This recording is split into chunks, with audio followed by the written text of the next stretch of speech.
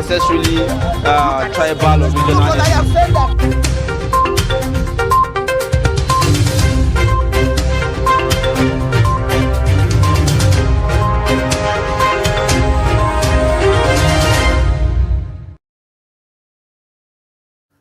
All right, welcome back. If you're just joining us, it's Daybreak on Trust Television, and it's that segment where we bring you the issues that made it to the front pages of the newspaper this morning. We're running out of time, and we will be as swift as possible so that we can get our reviewer to take a deep dive and bring you perspectives from these issues. We start, as usual, with the Daily Trust. And the major story here, of course, is one that reverberates across all of the national newspapers this morning. Tinubu splits Petroleum Ministry, appoints 2 state ministers, create tourism, blue economy, others. And Wike gets FCT, Alake Solid Minerals, new ministers to be inaugurated on Monday. You'll find the details of the story on page 4, and also to accompany for your reading delight, it's the graphics we have there on the front page that sort of splits all of the ministries, where they have gone to, who gets what. You have to be technically sound to be able to follow this. Well, let's see how you enjoy all of those. But I can assure you that just about everywhere got something. It will be an interesting read. You get yourself a copy of the Daily Trust today. To the other stories, as investors lose hope, NNPCL secures that $3 billion to stabilize Naira. 3. I thought you said 33. That would be me gifting another 10. Right. I'm not sure where we get that in one lifetime. Right. Nigeria's Eurobond drops, and Naira make Naira strong, and fix refineries. This is obviously coming from experts. And to other stories, 82 Boko Haram fighters killed in inter-ethnic clash in Borno. That's a bit... yeah, well, good for us, I think, depending on where you look at it. Well, even though the people who are now brandished as Boko Haram are actually Nigerians first before they become something else. So you're not sure what to think about these things. And some of them teens, between 16 and 22 years old. And finally, insecurity preventing northern children from immunization. And this is coming from the Sultan. Yeah. And this is something that we must find a way to fix very fast. All right. That's it on the front page of the Daily Trust. Finally, we take a look at the front page of the This Day newspaper. Tinubu assigns portfolios to 45 ministers designate ahead of Monday's swearing in. And Edun Finance, Keyamo Aviation, Badoru Defense, Oyetola Transportation, Bagudu Budget, Umahi Works, and Wike gets the FCT job. And Tinubu, Jonathan Mark, Ogbeha, Bago, Obaseki rejoiced with Babangida on his 82nd birthday. There are only very few octogenarians around, especially of that caliber. So happy birthday to the one and only IBB. NNPCL gets $3 billion loan from Afrexim Bank to stabilize Forex and Naira gains. How sustainable are some of these moves? Well, do some further reading on the pages of the This Day newspaper. Funds to be released in installments, repaid with crude oil. So it's a swap deal, so to say. Petrol prices may fall on increasing dollar liquidity. Atiku's aid, fresh loans, dubious attempt to stabilize the Naira, says government that detained vilified Emefiele for taking Forex loans to defend Naira, also going about the same route. And nation's currency appreciates to 880 Naira per dollar on the parallel market and 759 Naira to the dollar on the importers and exporters window. And Gusau Oba Renewal project goes on. You can see Governor Doe there flagging off one of the construction projects, one of the many issues bedeviling Zamfara as a state alongside the security situation. Interesting. And we now have joining us in the studio, as usual, the editor-in-chief Deadline newspaper. Somehow he managed to escape my color today, but he got close to Abdul's. So there's no escaping. He's always well dressed, so it's well within the expectations. Right. And when this is dodging from you, you may just end up with some other persons sitting behind the camera. So there's no dodging. Maybe I need a wardrobe in the studio. Probably. And then you come and take a peep before you choose the colors. Or we need to have a WhatsApp group and talk about our outfits. right, every day, right. Yeah. Good morning. All right. The much awaited portfolio allocations happened yesterday. Yes. We've had guests here who have talked about whether or not there were surprises and all.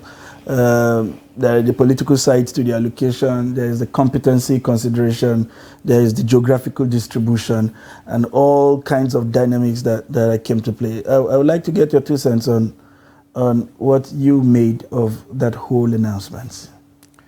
Well, this is a moment that personally I've been waiting for, because we are about to see the beginning of, real governance, because, all the things that we have been having in the last 70-something days or so, it's just the president, running the show. But now we have, ministers, and by the time they are sworn in, they will have a chance to prove their mettle. Actually, there are some issues that I find with some of the portfolios, like Wike. I know this is the first time. No, this is not the first time, but he's like the Southern FCT minister, in a long while. Yes. Out of 17, I think we had only 3 or so. And even though so many people are saying that if you go to Port Harcourt, his footprints are all over the place, signatures, flyovers and what have you. But then there is also the cultural aspect, to it. Like, I don't expect Wike to be able to get away with maybe talking down on traditional rulers, for instance, the Abaji traditional title holder, the one in Buhari and what have you. And then there are also those that are talking about giving Badaru, defense, because the reality is Jigawa has not faced, like any security that's in the magnitude of other states. And then the one that... So you don't think he has, some sort of experience with dealing with insecurity that would allow him to understand the situation? Certainly, but maybe because the Minister of State, is from Zamfara, probably he will help. He hasn't had much success either. That's the thing. But if you go to Zamfara, he tried so many approaches and none worked actually. Even the time that I think a traditional title holder decided to turban a terrorist, to give him a traditional title. He had to suspend him, but the traditional title holder couldn't have done that without he sent his representative to the event, we understand. So that's the thing. And then there are so many ministries, like 34 or so. And then I don't know, maybe the coinage. You have blue economy, you have coordinating economy, even the cultural one had to do with the economy. I don't know what the president thinks about the economy, because that may end up creating some frictions, between, because what stops you from saying marine ministry, instead of adding the blue economy? Why don't you stop at maybe Ministry of Culture or something like that, rather than adding the economy and things like that? And then Ministry of Communications, Innovation, and then Ministry of Science and Technology, Innovation, Science and Technology. So somehow I don't know, the kind of thinking that went into to that. But honestly, I don't think we needed all the names and what have you. But do you think there is hope that something can happen as a result of this unbundling? Because there are some people who, on that particular list, who are not your quote-unquote former governors or seasoned politicians, people who are actually trying to make a name for themselves, that have been given the task of doing something positive for this country. Do you think that gives us an opportunity to perhaps see some, silver lining in all of this developments?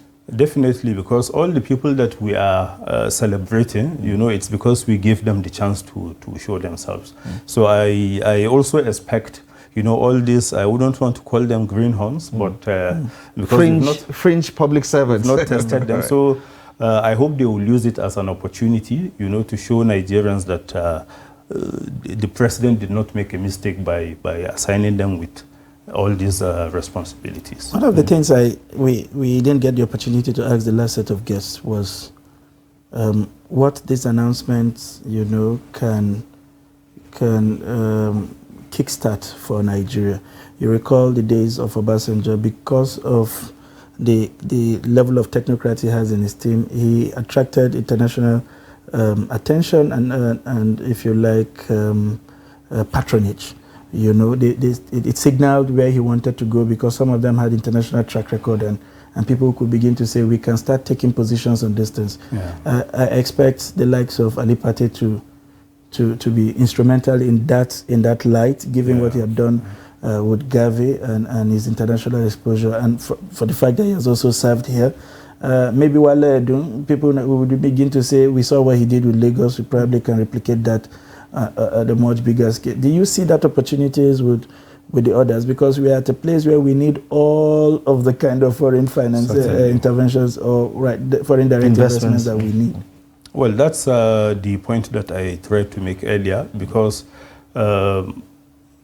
even Professor Pate, because so many people said his nomination was endorsed by so many, global, players, so to say. And Wale Edun, I hope, by the time he gets to run the finance ministry, we will see, what he's made of, so that we don't end up with, reading something in the newspapers and then experiencing something, different altogether. So this is an opportunity, and Nigerians will now be able to see whether it's all the things we've heard about him and Lagos is more of media creation or what have you. Because honestly, our economy is not in the best of. Right. So there is this conversation on social media. I don't know whether you caught wind of it. The region with the most ministerial nominees is also the region with the most Minister of States. And for some people, they feel shortchanged. Your thoughts on the distribution of the ministers across the regions, and whether there was some sort of balance in equitable distribution in terms of capacity? Well, I think the first thing we should realize is the fact that once you are nominated as a minister, you are not just representing your state, you are representing Nigeria. Because if we say simply because a minister comes from Akwa Ibom, for instance, we have to see it in that light, then we can as well say he's representing a particular ethnic group there, his senatorial zone and what have you. So we should look at them as, Nigerians, given the opportunity to serve Nigeria. Of course, people, will say what they have to say. Like, I also saw so many people saying the Northwest, for instance, gave the president, the highest votes. And then Zamfara, state minister, Kano, the two ministers are all state ministers. So I actually don't see it as anything, because if we are able to get the ministers to perform, then it doesn't matter where they come from. Because unless if we are trying to say if these ministers should fail, we will also own it up. Because if we are not willing to do that, then we should not begin to ascribe, to say this minister comes from our place or something like that. All right, quickly away from this, as we wind down, would be the alarm that was raised by the Sultan over immunization. We seem to be going around the same circle. And unfortunately, we don't see state governors working together to find a way to break this, or coming up with ingenious ways of getting these people who are displaced to also get immunized. How do we get out of this? Well, they will say security generally is not the responsibility of the states, or they have to work together with the federal government to be able to achieve that. But just like in education, they have a serious role to play, because all the talks we are making of out of school children, right now primary education is even the responsibility of local governments and what have you. So even with this, the Sultan may have included so many other things. It's not just immunization. People cannot go to farm, people cannot travel, people cannot do so many things because of insecurity. And this is one of the things that the new Minister of Defense, working together with the NSA and then all the service chiefs should be able to address. Yeah, I mean, obviously, I think NAFDAC was in Bauchi just a couple of days ago for an event, and they were talking about children, they were talking about immunization, some of these vaccines that are needed to help prevent further medication down the line for kids. And I think there's a whole gamut. I think we took a report earlier about domiciling some of these vaccination campaigns in rural communities so that they can easily access them. But I suppose that's all part of the Primary Healthcare Development Agency's bigger role going forward. All right, we have a coordinating minister overlooking that. We hope that somehow he finds a way of expanding that space so that we can begin to touch base with where these problems really are. And that's the much that we can bring to you. We're very sorry we couldn't do beyond this. Too many important issues to talk about, very little time, and complicated business, if I use the language of President Trump. Thank you very much once again, AIC, for coming on this show. We look forward to your coming back. Thank you for having me. All right, and to viewers at home, we also want to thank you for keeping faith and keeping touch with us all through segments for you this morning. I hope you find them very rewarding time, quality time spent with us on this show. I'm Sunday Michael Ogu. Let's do this again tomorrow. I'm Abdullah Ahmed. Thank you for watching Daybreak. Good morning.